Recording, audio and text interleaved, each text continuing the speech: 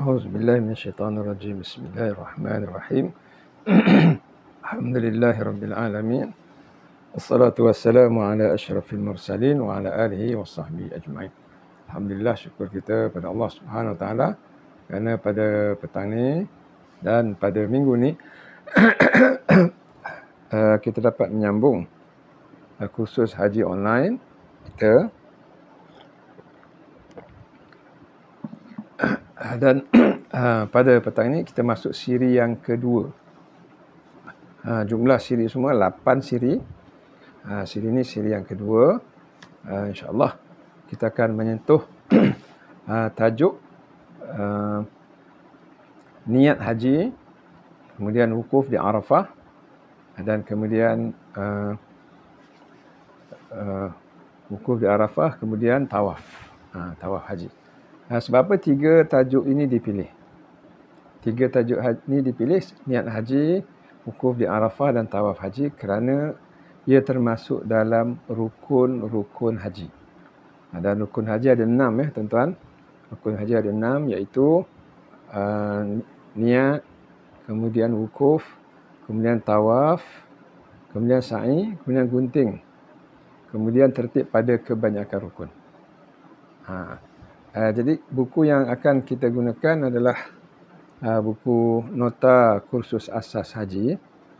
Nota Kursus Asas Haji yang diterbitkan oleh Tabung Haji dan digunakan dalam kursus-kursus haji yang diadakan pada pagi tadi, pagi Ahad dan juga pagi Sabtu. Mungkin di kawasan-kawasan utara ataupun Pantai Timur diadakan juga pada pagi Jumaat. Iaitu pada pagi Minggu. Jadi kita akan lihat rukun yang pertama tuan-tuan ya, iaitu niat ihram. Niat haji. Baik. Niat haji ini perkara yang paling penting sekali, sebab tanpa niat haji, dan niat haji ini adalah rukun dalam ibadat haji, maka haji itu tidak sah sekiranya tidak ada niat haji. Jadi sebelum tu kita akan terangkan apakah makna rukun.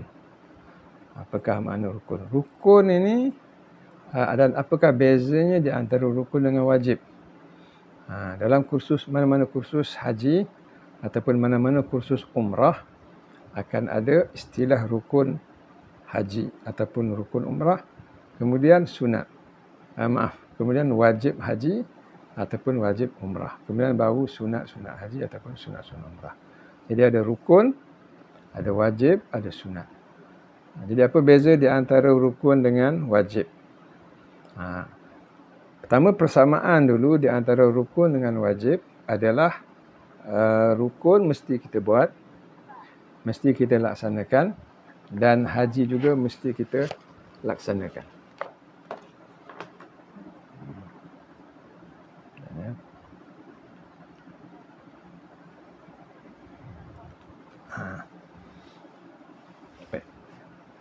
Rukun mesti kita laksanakan dan haji juga mesti dilaksanakan. Itu persamaan di antara rukun dengan haji. Adapun sunat tidak semestinya kita lakukan. Tapi tuan-tuan dan puan-puan, kalau kita gali hadis-hadis Quran, ayat Quran tentang sunat-sunat ni, sebenarnya sunat-sunat ni sangat penting kita laksanakan sebab fadilatnya yang besar. Nanti kita akan tengok nanti ya. Jadi di antara rukun dengan wajib, persamaannya mesti dilaksanakan. Tapi apa beza? Kenapa ada istilah rukun? Kenapa ada istilah wajib?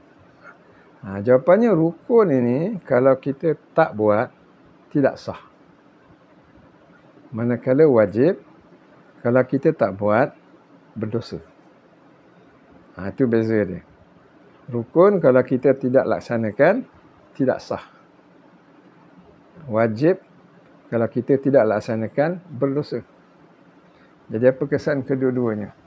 Pertama, kalau tidak sah, kita kena buat haji lagi sekali. So, haji kita tidak sah. Contohnya kita buat haji, kita tak niat haji. Lepas sebulan kita kaji balik, dan nak balik Malaysia lah. Hari itu kita niat ke tidak haji kita? Allah, kita tak niat. Tapi dah tawaf, sa'i, dah Arafah, semuanya tidak sah. Sebab kita tidak berniat haji. Baik, wajib sah haji tetapi berdosa.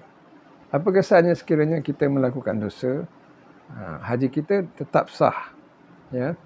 Kalau kita telah melaksanakan rukun tetapi kita tak melaksanakan wajib, kita berdosa. Contohnya kita tidak berniat di miqat.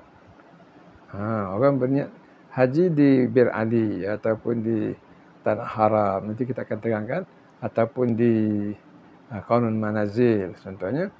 Tapi Cik Mat dia berniat ikut suka dia di mana-mana dia nak. Dan tiba-tiba dia tidak berniat di miqat, dia berdosa. Jadi kesan dia apa? Kesan dia walaupun haji dia sah, tetapi haji dia tidak mabrur.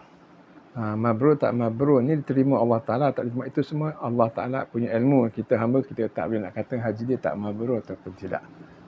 Cuma kita mendapat panduan daripada para ulama bahawa haji yang mabrur ini memenuhi 3 ciri.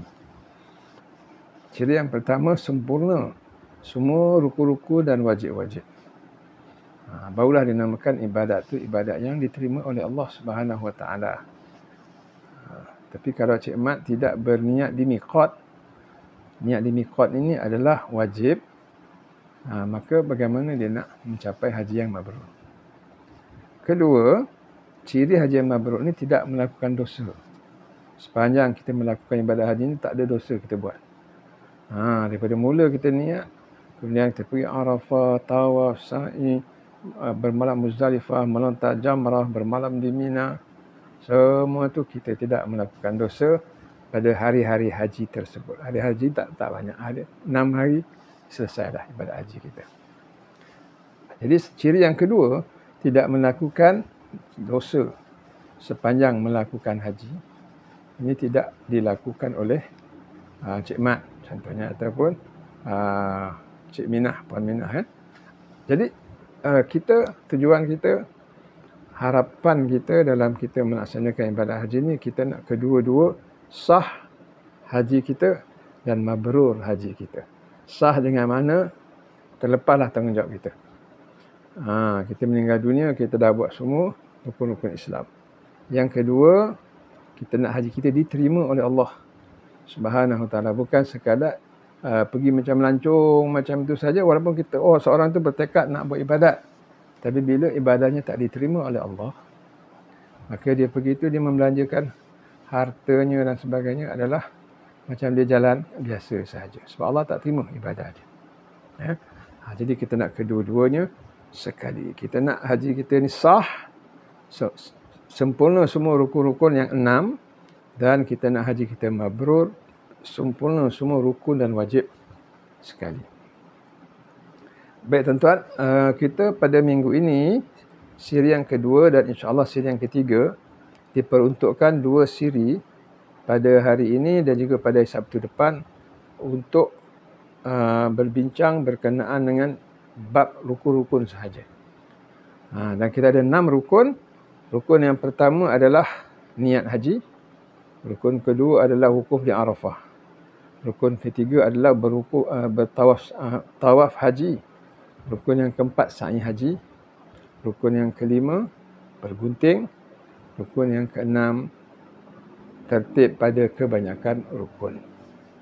Jadi kita akan ambil 3 yang pertama dulu pada petang ini, iaitu niat haji. Kedua, wukuf di Arafah. Dan yang ketiga, tawaf haji. Sekarang kita masuk rukun yang pertama, iaitu niat haji. Niat haji mudah saja, iaitu ungkapan ataupun kita lafazkan berbunyi Bismillahirrahmanirrahim, nawaitul hajjah wa ahramtu bihi lillahi ta'ala. Itu sahaja. Dalam bahasa Melayunya, sengaja aku mengerjakan haji, aku berihram karenanya, kerana Allah Ta'ala. Sengaja aku mengerjakan haji, aku berihram karenanya, kerana Allah Ta'ala. Baik, cuba kita tengok di manakah lafaz itu di dalam buku nota kita.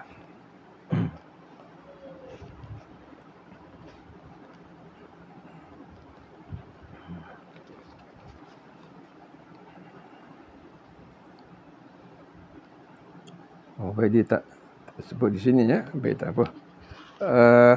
Jadi saya akan hantar dalam grup ataupun kita akan tunjukkan nanti di masa yang akan datang ya. Jadi boleh kita ulang bersama-sama saya untuk kita kita membiasakan dengan niat ini ya.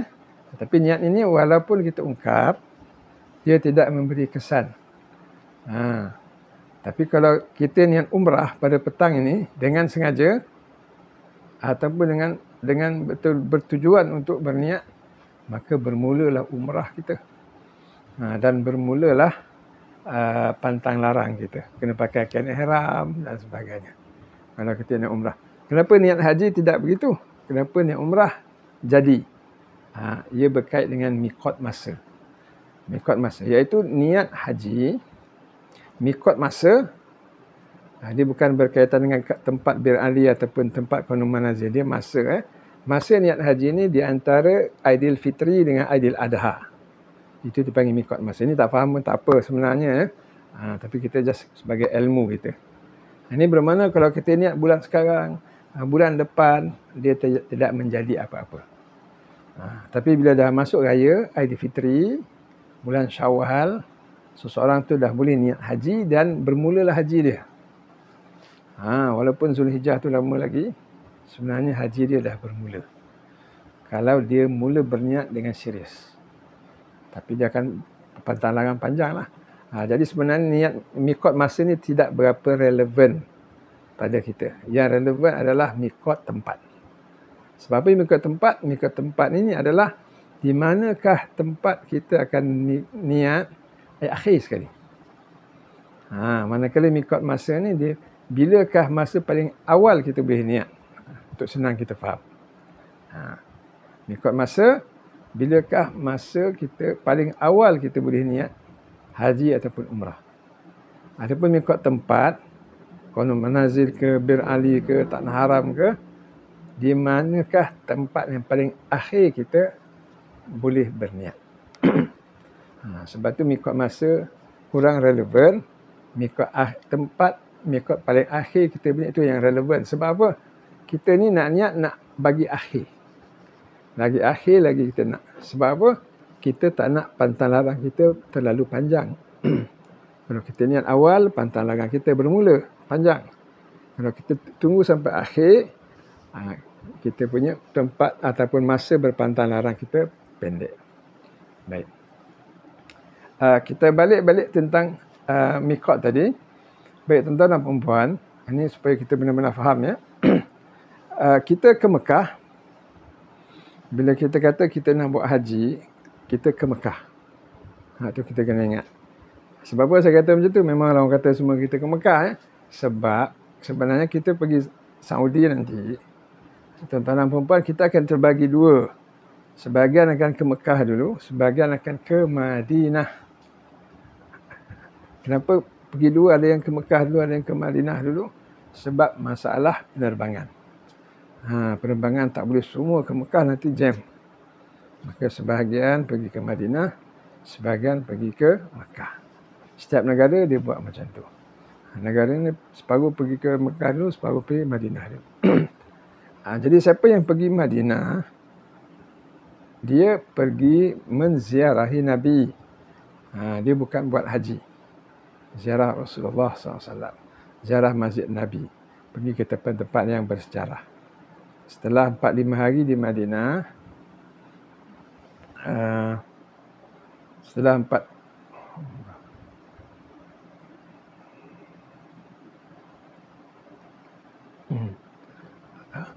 setelah 4-5 hari di Madinah, barulah jemaah yang berada di Madinah itu akan masuk ke Mekah. Bila masuk ke Mekah, itulah baru bermulanya haji ataupun umrah. Samalah jemaah daripada Malaysia, KLIA, terus ke Mekah. Lapangan terbangnya di Jeddah. Itu adalah buat haji. Tapi kalau pergi Madinah dulu, ziarah. Selesai Madinah 4-5 hari, masuk Mekah daripada Madinah, barulah namanya haji ataupun umrah. Macam tu. Baik. Kalaulah kita datang daripada Malaysia terus ke Mekah dahulu. Itu bergantung kepada surat yang kita dapat daripada tabung haji dan bergantung kepada syarikat yang kita ikuti ataupun mutawif yang kita ikuti. Mereka lah yang akan susun kita ke Mekah dulu ke ataupun kita ke Madinah terlebih dahulu. Kita ikut sahaja ya. Kalau kita ke Madinah, kita pakai baju biasa. Kalau kita ke Mekah dulu, kita pakai pakaian ihram. Itu sahaja beza dari segi pakaian. Baik, kalau daripada Malaysia kita terus ke Mekah, mikot kita adalah di Qarnul Manazil. Qarnul Manazil. Qarnul Manazil ini lebih kurang 2 jam ataupun 1 jam setengah sebelum mendarat di lapangan terbang Jeddah. Kalau kita datang daripada Madinah Utara, sebelum kita masuk highway Madinah ke Mekah tu, ada tempat nama Bir Ali. Itu miqat bagi orang yang datang daripada arah utara. Jadi siapa yang nak melakukan haji, niatlah sama ada di Qarnul Manazil sekiranya datang daripada Kuala Lumpur menuju ke Mekah. Siapa yang datang daripada Madinah, niatlah di Bir Ali. Bagaimana lafaz niatnya? Seperti mana yang kita lafazkan tadi. Bismillahirrahmanirrahim. Berikut saya. Nawaitul hajja wa ahramtu bihi lillahi ta'ala. Lillahi ta'ala. Kita ulang balik. Nawaitul hajja wa ahramtu bihi lillahi ta'ala. Yang bermaksud sengaja aku mengerjakan haji dan aku berihram kerana Allah Ta'ala. Sengaja aku mengerjakan haji, aku berihram kerana Allah Ta'ala. Baik.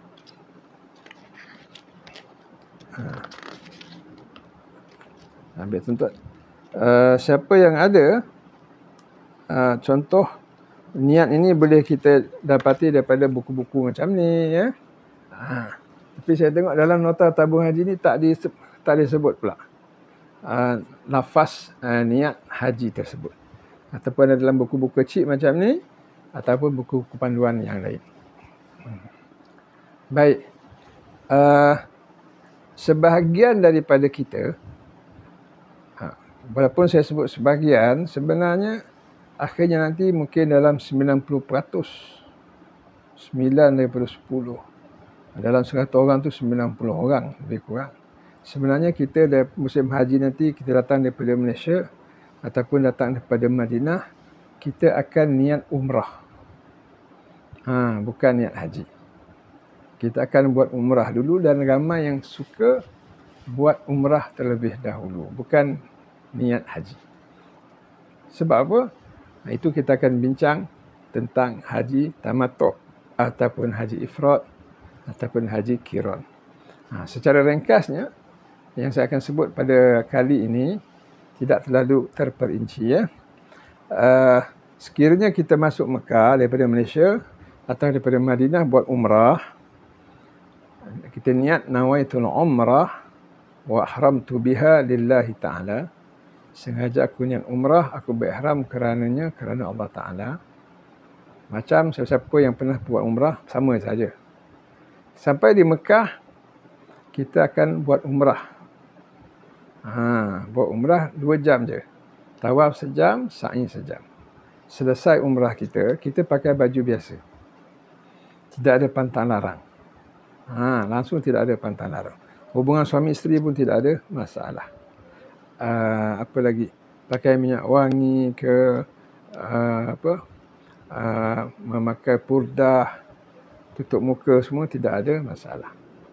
Sampai hari kita nak buat haji, 8 Zulhijjah, besok hari Arafah, kita start buat haji dan niat haji. Jadi ramai orang suka macam tu. Sepanjang 2 minggu, 3 minggu dia berada di Mekah sebelum haji, jadi orang biasa, pakai biasa, tidak ada pantang larang. Ini dipanggil tamattu'. Siapa yang niat haji daripada Malaysia sampai di Mekah, dia akan buat haji. Kalaulah haji itu Arafah tu lagi 3 minggu, 3 minggu lah dalam ihram. Siapa yang daripada Madinah niat haji sampai di Mekah, kalau wukuf itu lagi 2 minggu, 3 minggu, 2-3 minggu dah di dalam keadaan berpantang larang. Itu namanya ifrad. Ifrad ni buat haji dulu. Lebih kurang 10% saja orang yang buat haji dulu. 90% orang masuk daripada Malaysia atau daripada Madinah akan buat umrah terlebih dahulu. Boleh ya? Sebab utama untuk meminimalkan pantang larang. Itu sebab utama. Tapi siapa yang buat umrah dulu, dia bayar seekor kambing. Namanya kambing tamattu'. Siapa yang buat haji dulu, berpantang lama, tidak dikenakan kambing ifrad. Ifrad tidak ada bayaran seekor kambing. Itu beza dia. Baik, kenapa saya bawa kisah ini? Sebab bila tiba hari haji, orang yang telah buat umrah, tidak ada pantang larang 2 minggu, 3 minggu, tiba hari haji, di manakah mikotnya? Bukan lagi di Qanu Manazil. Bukan lagi di Bir Ali yang jauh 400 km. Bukan lagi di Qanu Manazil yang jauhnya 100 km. Tetapi mikotnya adalah di dalam tanah haram. Tanah haram ni di mana, tuan-tuan? Sebenarnya tanah haram tu di Mekah. Dan luas tanah haram itu lebih kurang seluas satu daerah di Malaysia. Mana-mana daerah, kita dapat rasa luasnya daerah tu, kalau di Selangor, daerah Bangi, ataupun daerah Hulu Langat, daerah Kuala Langat. Jadi Mekah ada bandar dia, ada Masjidil Haram, tapi ada lagi kawasan tanah haram. Dah sampai Padang Pasir pun tanah haram lagi. Kemudian di tengah Padang Pasir itu ada papan tanda yang menunjukkan itu adalah sempadan tanah haram. Jadi bagi orang yang masuk ke Mekah, telah buat umrah, belum niat haji, bilakah masanya mereka niat haji? Iaitu bila nak pergi Arafah. Soalan kedua, di mana mikot mereka? Sebab mereka dah berada dalam Mekah. Jawapannya di dalam Mekah tu mikot mereka. Niatlah dalam Mekah. Macam tu. Selepas niat di dalam Mekah, tanah haram, terus pergi ke Arafah.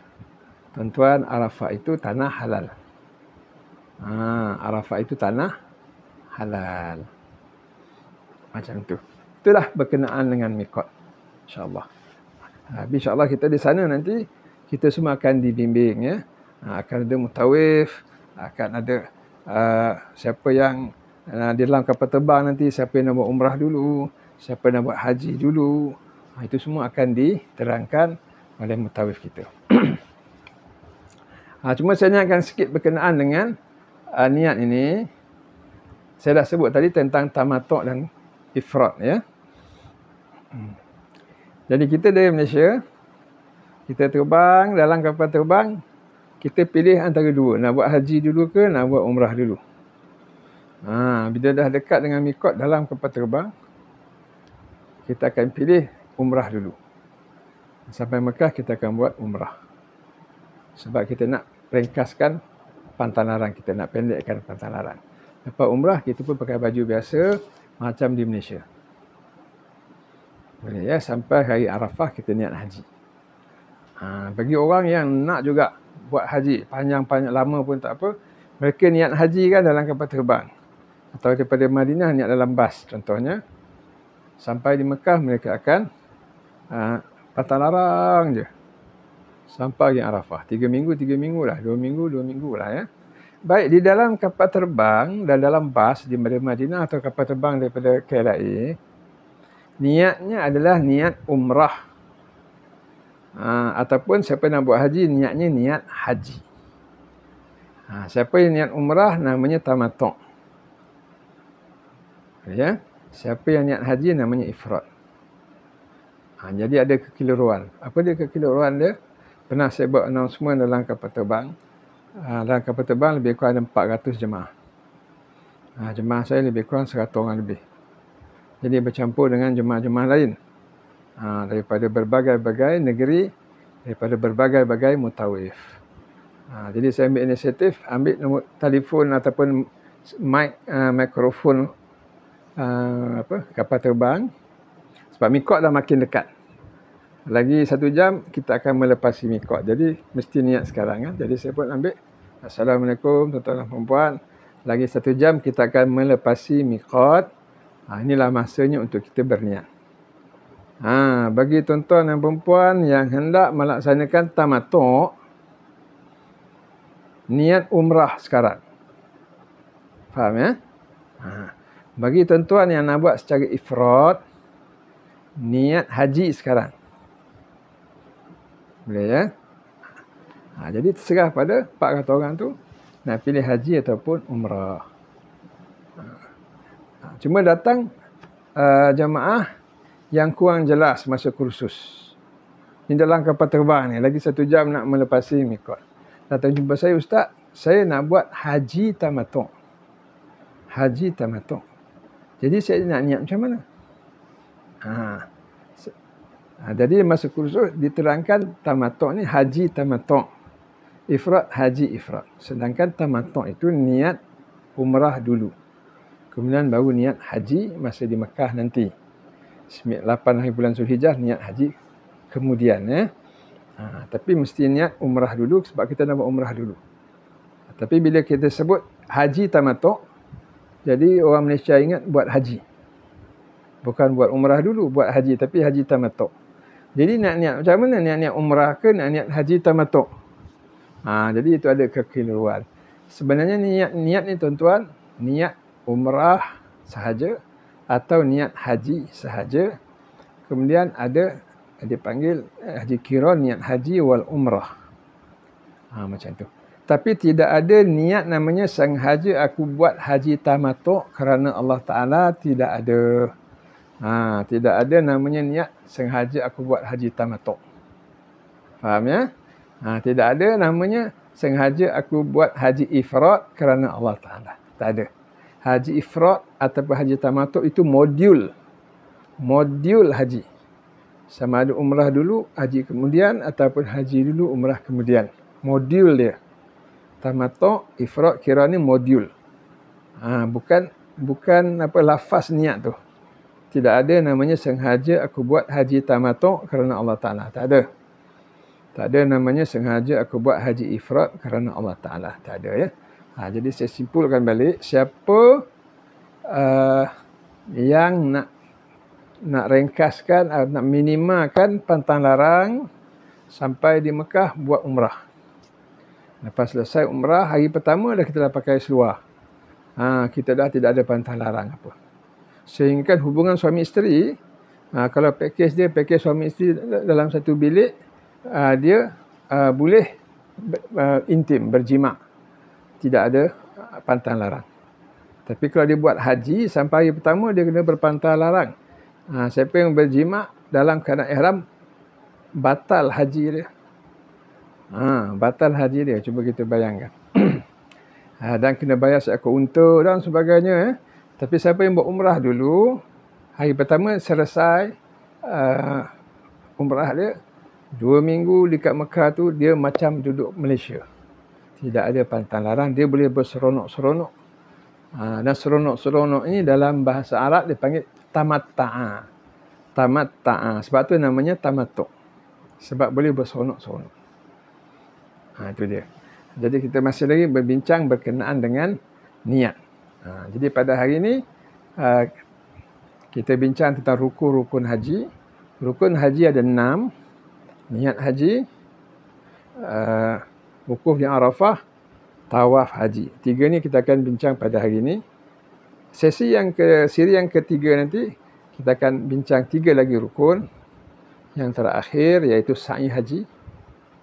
Kemudian bergunting haji dan tertib pada kebanyakan rukun. Dengan ini selesailah secara ringkas saya menerangkan berkenaan dengan niat haji ya. Kita masuk kepada rukun yang kedua. Ini rukun yang sangat penting. Ada Nabi pun menyebut Al-Hajju Arafah. Haji ini adalah wukuf di Arafah. Sedangkan rukun haji ni ada 6. Ada banyak ya.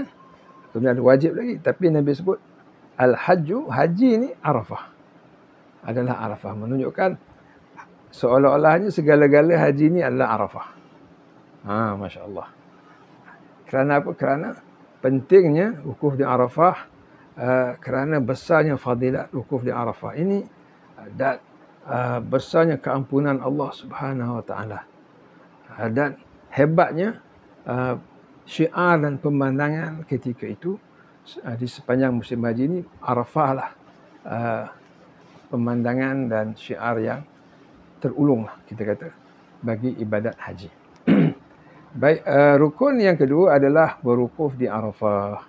Masya Allah. Jadi tuan-tuan kita tengok foto kenaan dengan wukuf di Arafah ni.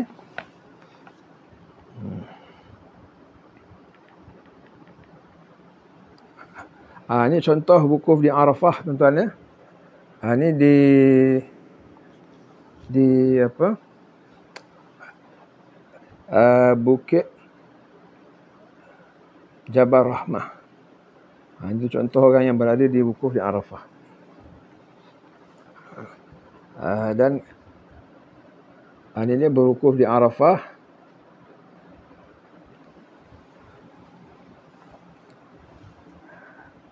Baik, apa sahaja ibadat di dalam haji ini ada syarat-syarat dan ada sunat-sunat.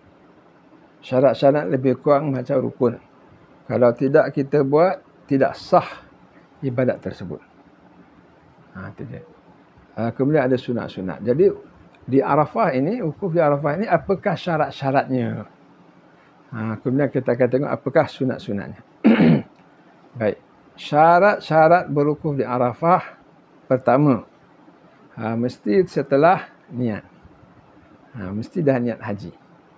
Kalau belum niat haji, terus kita pergi di Arafah, selesai wukuf, ya Allah, kita belum niat lagi. Habis.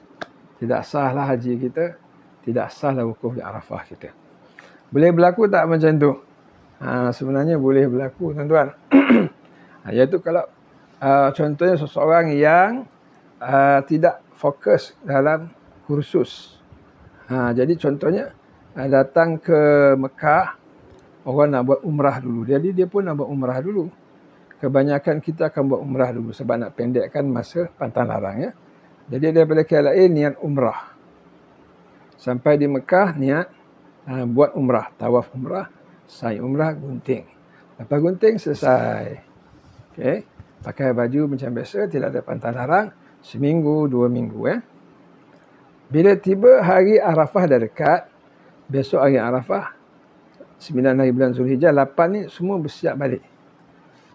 Bersiap balik pakai ihram, mandi sunat ihram dulu, potong kuku, cabut bulu, pakai minyak bau-bauan, tu semua sunat. Kemudian menyikat rambut, meminyakkan rambut, pakai pakaian putih. Orang bersiap, dia bersiap. Suasana masa tu suasana bersiap. Kemudian bas tunggu nak pergi Arafah, orang naik bas, kita pun naik bas. Dia pun naik bas. Kemudian orang bertolak, dia pun bertolak ke Arafah. Lepas Arafah, berwukuf. Lepas Arafah pergi Muzdalifah malam tu kan. Sebenarnya orang naik bas, orang niat haji. Itu kita kena ingat. Sebab belum niat haji lagi daripada Malaysia, niat umrah hari tu dah selesai umrah. Sekarang lepas 2 minggu kat Mekah, tak ada pantang larang, kita dah bersiap naik bas. Rupanya orang ramai berniat haji dalam bas ataupun dalam bilik. Nawaitul hajja wa haramtu bihi lillahi ta'ala. Sengaja aku buat haji, aku berihram kerana Allah Ta'ala. Ataupun naik bas, ambil buku, niat haji ya. Dia kalau yang bagusnya mutawif, naik bas, sebelum bas bergerak, ramai-ramai, Assalamualaikum warahmatullahi wabarakatuh, semua dah siap, semua dah. Sekali lagi kita nak bergerak ke Arafah, tuan-tuan, tahu semua. Baik, kita niat haji sekarang. Dia macam tu. Sama-sama, bismillahirrahmanirrahim. Nawaitul hajja wa haramtu bihi lillahi ta'ala. Nawaitul hajja wa haramtu bihi lillahi ta'ala. Macam tu. sengaja aku buat haji, aku berihram kerananya, kerana Allah Ta'ala. Labbaik Allahumma labbaik, labbaik la syarika laka labbaik. Talbiyah ini sunat lepas niat sehinggalah haji yang berikutnya. Jadi semua orang akan peka. Tapi kalau kurang diingatkan, orang bersiap 8 bulan, dia pun bersiap, orang mandi pakai ihram naik bas, rupanya dia tak niat. Haji naik bas macam tu saja, lepas tu pergi Arafah. Itu kita kena ingat. Boleh berlaku wukuf di Arafah, tapi tidak berniat haji. Kena ingat baik-baik. Siapa yang buat umrah dulu, dia belum niat haji lagi. Siapa yang daripada Malaysia niat haji, Pantang Larang memang dalam mod haji, tak ada masalah. Tapi siapa yang daripada Malaysia, daripada Madinah, buat umrah dulu, dia belum masuk lagi mod haji, zon haji belum masuk. Dia selesai umrah. Hari nak bertolak ke Arafah, pakai balik pakaian ihram semua, sila niat haji.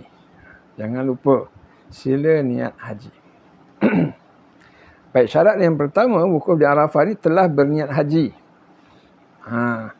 Kedua, berada di bumi Arafah sekurang-kurangnya sesaat. Maknanya telah masuk di padang Arafah. Dengan ini kita kena tahu geografi dia. Ada papan tanda sepanjang Arafah. Tengok papan tanda tu. Mesti masuk dalam kawasan Arafah. Walau sesaat. Ketiga, bukan masuk sebarang masuk sesaat. Mestilah sesaat itu di antara azan zuhur 9 hari bulan sehinggalah azan subuh Aidil Adha. Ada lebih kurang 16 jam. Peluang yang Allah beri kepada jemaah haji untuk berada di padang Arafah walau sesaat. Walau sesaat. Tapi mesti sesaat itu di antara azan zuhur 9 hari bulan sehinggalah azan subuh Aidil Adha 10 hari bulan. Macam tu. Sekiranya telah terlaksana ketiga-tiga ni, telah berniat haji, telah berada di Arafah sesaat, telah berada di Arafah sesaat di antara zuhur hingga subuh, maka sahlah wukuf di Arafah beliau. Itu syarat, mudah saja. Boleh ya? Sekarang kita ibadat haji ni, kita bukan sekadar hendak sah sahaja. Kita nak juga fadilat dan perkara-perkara sunat dalam ibadat haji. Betul tak tuan-tuan ya? Baik.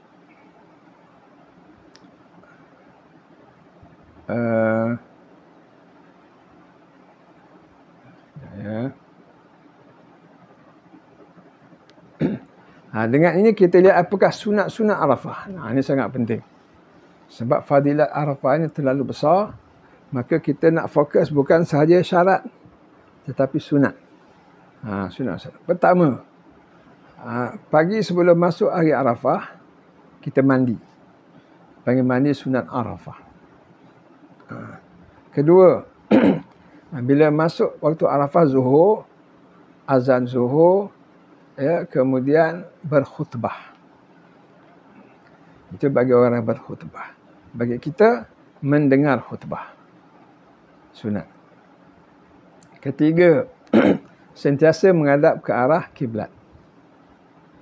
Keempat, khusyuk dan tawaduk. Kelima, berdoa dan berzikir. Keenam, bertalbiyah. Ketujuh, melakukan kebajikan sesama jemaah haji. Apa contoh kebajikan? Kalau ada yang sakit, jangan biarkan dia, tolong dia.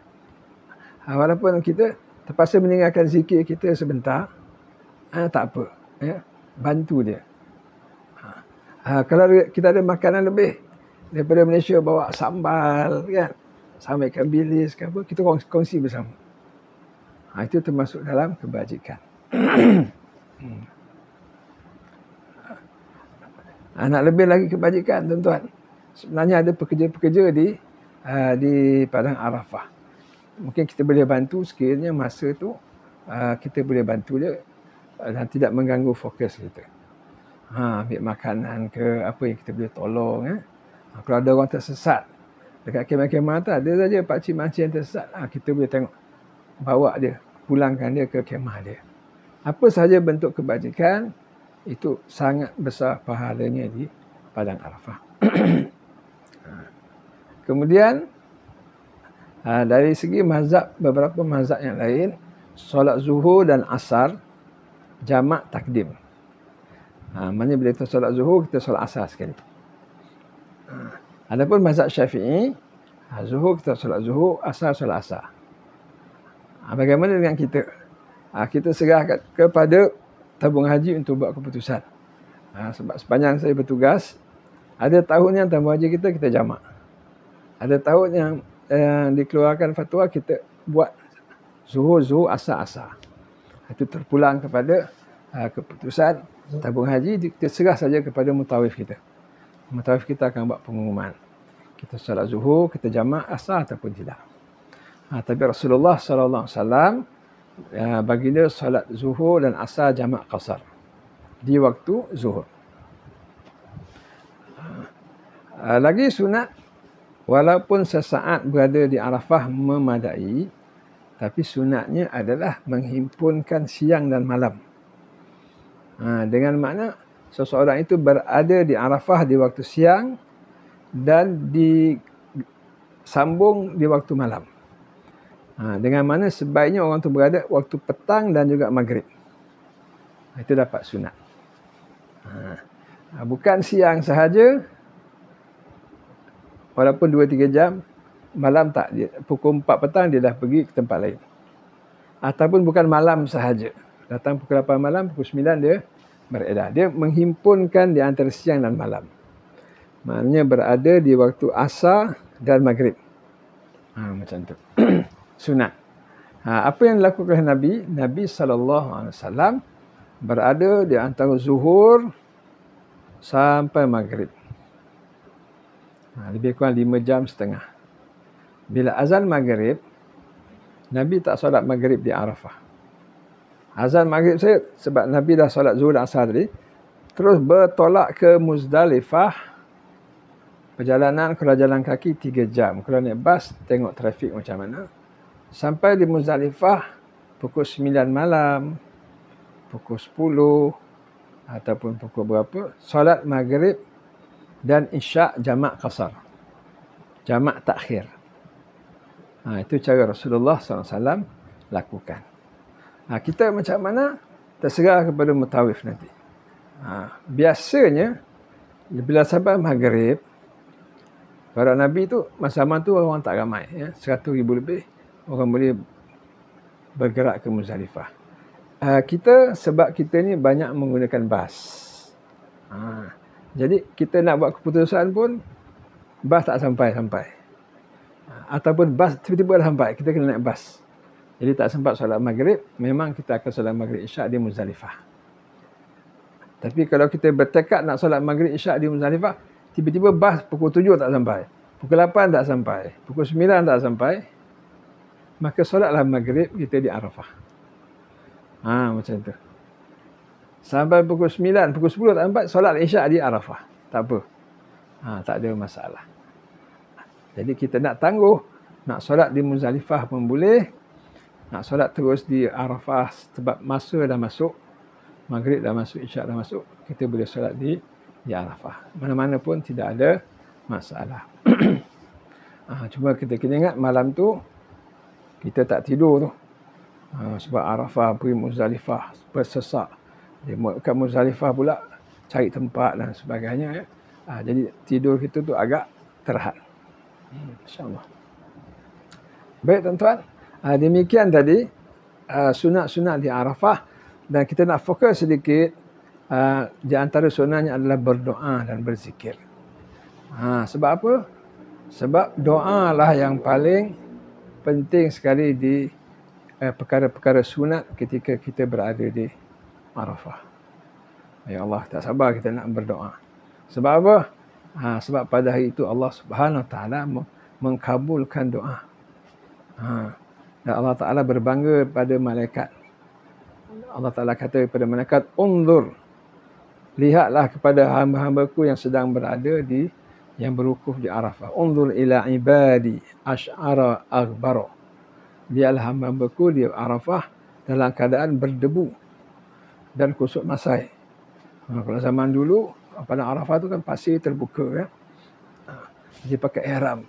Angin tiup pakai pasir-pasir Arafah apa ni? Padang pasir tu kena dengan baju apa semua kan. Berdebu. Kusut masai sebab jalan kaki, apa ni? Bawa barang-barang dan sebagainya. Adapun zaman sekarang naik bas, aircon kan. Di Arafah pula dulu kemah, sekarang ni dah canvas, apa ni, European punya tent besar tu. Dulu tent-tent kecil, kemah-kemah kecil, pakai kayu, pakai kain. Sekarang ni dengan apa, European yang besar tu dengan aircon dan sebagainya. Jadi semakin lama semakin berubah. Tapi pernah berlaku hujan dalam keadaan angin tiup, jadi pasir debu tu naik warna oranye saja. Bila debu, tiba hujan turun pula. Hujan turun, dia ambil semua debu-debu tu, landing dekat kain ihram. Yang putih melepak ni jadi kuning semua. Itu pun pernah berlaku tuan-tuan dan puan-puan sekalian. Jadi masa itulah Allah Taala kata apa? Ma aradu haula. Dia orang ni minta apa, kata Allah. Allah tanya pada malaikat. Bermakna Allah concern kepada permintaan orang-orang yang berwukuf di Arafah. Allah nak kabulkan. Sehingga Allah tanya kepada malaikat apa yang mereka nak. Sedangkan Allah Ta'ala maha mengetahui. Tapi nak menunjukkan concernnya Allah Subhanahu Wa Taala terhadap apa yang diminta oleh hamba-hambanya yang sedang berwukuf di Arafah. Itu dia. Kemudian tuan-tuan dan puan-puan, sepanjang zikir kita, kemudian bila kita petang, dan makin lama makin petang ni makin mahal. Sebab itulah sunat menghimpunkan petang dan maghrib. Jadi makin petang tu sebenarnya doa tu makin disaksikan oleh malaikat, dikabulkan oleh Allah Subhanahu Wa Taala. Jadi kita harap tuan-tuan dan puan-puan, kita semua berdoa jangan bosan. Daripada zuhur sampai maghrib tu 5 jam setengah. Biasanya kita berdoa tu sampai 5 jam setengah. Kalau mutawif yang bagus, dia akan lengkapkan beg dia penuh dengan doa. Sampai 6-7 kitab doa. Berdoa daripada zuhur, pukul 1, pukul 2, pukul 3, pukul 4, pukul 5, pukul 6, sampailah azan maghrib. Macam tu. Kemudian bila bertolak daripada Arafah ke Muzdalifah, bila azan maghrib, Rasulullah tak tunggu, Rasulullah terus bergerak. Dan sebenarnya di Arafah kita berada dalam kemah, kita tak perasan apa yang berlaku di luar kemah kita. Sebab Arafah tu terlalu luas. Rupanya, separuh daripada orang di Arafah, separuh, kalau 3 juta tu 1,5 juta ataupun 1 juta orang, waktu petang dekat lagi setengah jam nak maghrib telah pun berkumpul di luar kemah mereka. Di padang Arafah ada jalan kaki menuju ke Muzdalifah. Ada tempat berjalan kaki. Lantai dia warna merah sampai ke Muzdalifah. Jadi mereka ni on your mark, get set, go. Tunggu azan. Bila azan maghrib, Allahu Akbar, Allahu Akbar. Semua 1 juta orang bergerak ke Muzdalifah. Mereka solat maghrib dan isyak di Muzdalifah. Tengok tu macam banjir manusia. Kalau helikopter memang sentiasa ada waktu Arafah ni. Nampak macam empang pecah. Manusia je. Menuju ke Muzdalifah. Dan keadaan ni Allah Subhanahu Wa Taala sendiri menyifatkannya dalam Al-Quran. Firman Allah Ta'ala, فَإِذَا أَفَضْتُمْ مِنْ عَرَفَاتٍ فَاذْكُرُوا اللَّهَ عِنْدَ الْمَشْعَرِ الْحَرَامِ. فَإِذَا أَفَضْتُمْ, bila kamu mula banjir. Fa'afad ni, faidah ni banjir. Jadi yang banjir bukan air tapi kamu, manusia. min arafatin, daripada Arafah, fazkurullaha 'indal masy'aril haram. Ingatlah Allah sebanyak-banyaknya di masy'aril haram, iaitu di Muzdalifah. Jadi ke haram itu manusia banjir begitu. Kita macam mana orang Malaysia? Orang Malaysia kita duduk di kemah kita tak tahu apa yang berlaku di luar dan kita menunggu bas kita sahaja. Semua diatur, bas kita telah pun disusun, sama datang pukul 7, atau datang pukul 8, atau datang pukul 9, atau datang pukul 10. Terserahlah kepada pihak pengurusan. Kita tahu sampai bas kita naik, itu sahaja. Sampai Muzdalifah kita turun dan kita masuk atur cara Muzdalifah, macam tu. Boleh tuan-tuan ya? Baik. Peringatan. Ini sentiasa kita ingatkan selalu. Biasalah bila ramai-ramai ada yang diberi ingatan tentang kursus. Semasa kursus, fokus kepada ibadat, fokus kepada doa. Dan Nabi SAW berdoa tu sepanjang daripada zuhur sampai maghrib, tangan baginda sentiasa mengangkat dan berdoa. Begitu. Sehingga kan jatuh tali unta baginda. Baginda ambil dengan tangan sebelah tangan masih berdoa. Tak nak buang masa dengan ambil tali. Tapi ambil tali pun penting juga sebab dah jatuh kan. Tapi masih berdoa. Hanya sebelah tangan saja yang ambil tali, sebelah tangan lagi terus berdoa. Mahalnya harga doa. Selagi belum azan maghrib, doa sedoa-doanya. Bagi tuan-tuan dan perempuan yang pernah ikut haji dengan saya, tengok dalam nama-nama tu ada yang pernah pergi ya. Mereka akan tahu bahawa kita tak akan buang masa, kita akan terus berdoa. Baik, kita nak ingatkan tuan-tuan dan perempuan apa yang kita lihat di Arafah yang perlu dibaiki. Ini kesalahan-kesalahan ataupun kelemahan-kelemahan sebahagian daripada jemaah haji Malaysia. Apa dia? Iaitu memang kita bertolak ke Arafah 8 hari bulan. 9 hari wukuf, 8 kita dah bertolak. Biasanya 8 bulan ni Nabi SAW pergi ke Mina hari Tarwiyah. Solat 5 waktu di Mina, itu sunat hukum dia. Jadi tabung haji tetap buat. Banyak syarikat tak buat sebab masalah pengurusan dan sebagainya. Tapi ada syarikat yang buat. Solat zuhur, asar, maghrib, isyak, subuh di Mina. Lepas subuh baru bertolak ke Arafah. Adapun kebanyakan jemaah haji Malaysia, 8 hari bulan kita nak pastikan jemaah sampai Arafah. Tidak ada masalah pergi Mina, kemudian tak jumpa kenderaan. Akhir tak dapat pergi Arafah. Arafah tu lebih penting daripada hari Tarwiyah. Ya? Jadi kebanyakan kita bas terus bertolak ke Arafah. 8 hari bulan. Besok baru wukuf. Besok baru afdal. Sebelum tu tidak ada keafdalan kalau di Arafah. Tapi dah kita sampai sana malam tu, seronoklah jemaah-jemaah haji ini sebab dah sampai Arafah kan. Belum waktu Arafah lagi. Arafah besok zuhur. Malam tu berqiyamul lail. Sedangkan beribadah di Arafah bukan waktu Arafah, pahalanya satu sebab Arafah ni bukan tanah haram. Pahala yang kali 100,000 tu dalam tanah haram. Mina tanah haram, Muzdalifah tanah haram, Mekah tanah haram. Tapi Arafah tanah halal. Jadi beribadah di Arafah bukan waktu wukuf, sama macam di tempat lain lah. Kecuali adalah dia punya kelebihan-kelebihan dari segi sejarah dia dan sebagainya. Tapi ramai jemaah haji Malaysia malam tu tak tidur. Beribadat, qiyamul lail. Ada qiyamul lail sendiri, ada qiyamul lail berjamaah ya, sampai 3-4 jam. Lepas subuh dah cerah sampai malam hari tu, malam semalam, subuh tu cerah, makan pagi, jumpa kawan-kawan pula. Kawan pejabat pun ada apa semua, bersembang pula ya. Badan tak cukup tidur. Pukul 11 makan tengah hari pun siap. Makan pula tengah hari dah kenyang ya.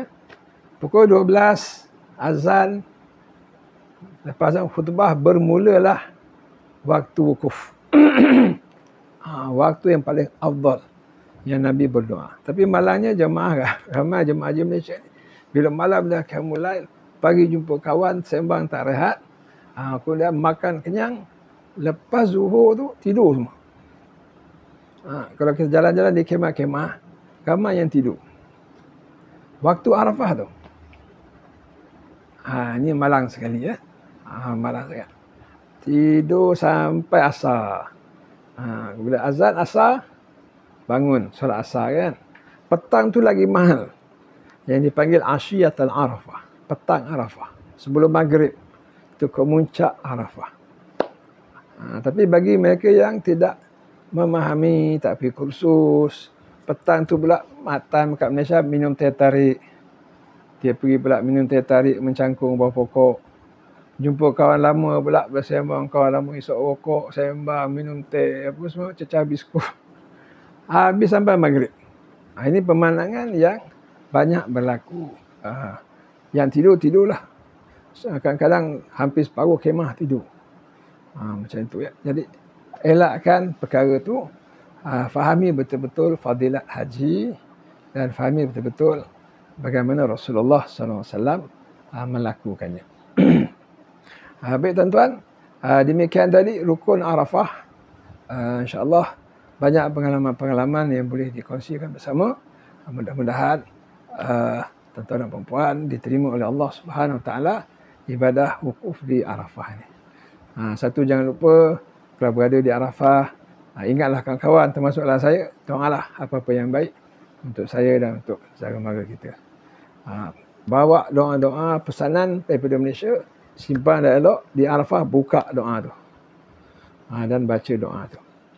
Dan saya cadangkan juga tuan-tuan pergi kedai beli buku doa yang ada terjemahan.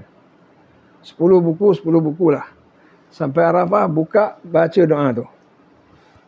Kalau mutawif yang dah prepare, doa dia sampai maghrib, daripada usul maghrib, alhamdulillah, kita aminkan je. Tapi kalau rombongan kita mutawif, biasanya lepas zuhur ada 1 jam doa, wirid dan sebagainya, habis. Pukul 3, pukul 4, pukul 5 tu free. Kita doa. Buka beg kita, 10 buku, semua doa. Ada bahasa Melayu sekali, ada bahasa Arab. Kita buat hal kita doa sahaja. Seperti mana Nabi SAW, tangannya sebelah mengangkat tali dan tangan sebelahnya tidak pun lalai daripada berdoa. Macam tu. Kalau suasana dalam kemah, suasana tidur apa semua ni, kita dengan suami kita keluar daripada kemah, kita bentang tikar.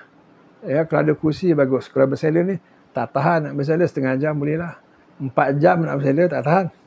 Bawa kursi lipat. Bawa payung. Jadi kita berada kat luar, kalau panas kita pakai payung. Kita dengan suami isteri kita baca doa sampai maghrib. Buat hal kita. Macam tu ya. Jangan terikut dengan sebahagian daripada jemaah-jemaah haji yang tidak mengambil peluang sebaiknya ketika berada di Arafah. Baik tuan-tuan, kita masuk dalam beberapa minit lagi ini. Rukun yang terakhir, yang ketiga pada hari ini. Terakhir pada hari ini, yang ketiga daripada 6 rukun. Mudah saja, iaitu gunting. Tawaf ya. Tapi saya awalkanlah saya ambil gunting lah dulu. Baik, gunting insyaAllah tawaf saya kita akan ambil bincang pada siri yang akan datang. Gunting mudah sahaja. Selepas tengah malam Aidiladha, kita masuk waktu gunting, kita ambil 3 helai rambut dan kita gunting. Itu sahaja. Dan syarat-syaratnya sekurang-kurangnya 3 helai rambut. Sekurang-kurangnya 3 helai rambut. Kalau ada setengah kitab mengatakan kalau wanita yang rambutnya panjang, hendaklah panjang tu tidak memadai, pendek macam tu. Mesti sekurang-kurangnya 3 jari. 3 jari panjang macam tu. Kita boleh kata sejengkal lah. Kalau rambut dia panjang sampai ke peha ke, atau ke pinggang ke, guntinglah sepanjang itu. Macam tu ya. Itu sahaja syarat-syarat gunting, iaitu sekurang-kurangnya 3 helai dan mesti selepas tengah malam Aidiladha. Tengah malam Aidiladha ni very important, sebab ketika itu jugalah berwukuf, bermalam di Muzdalifah lepas tengah malam. Bila kat tengah malam tu, iaitu kita bertolak daripada Arafah pergi Muzdalifah malam tu. Malam itulah tengah malam tu. Kalau pukul 9, pukul 10 sampai Muzdalifah belum tengah malam. Duduk rehat. Tidur pun tak ada masalah. Tidurlah di Muzdalifah. Pukul 12 barulah kita dikira masuk bermalam di Muzdalifah. Kemudian juga masanya untuk kita gunting rambut. Juga masanya untuk kita tawaf haji. Juga masanya untuk melontar jamrah Aqabah.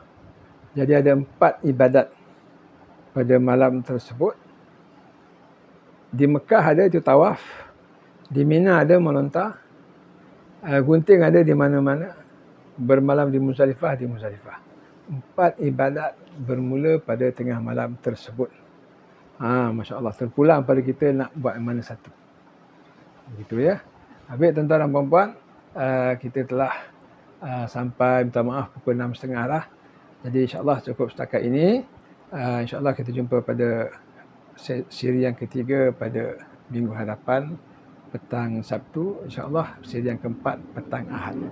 Jadi kita akhiri, mudah-mudahan Allah Ta'ala menerima haji kita. Pertama, menerima kita sebagai tetamu Allah pada tahun ini, insyaAllah.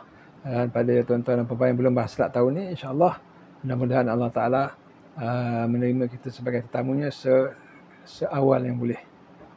Dan menerima semua ibadat haji kita sebagai haji yang mabrur, insyaAllah.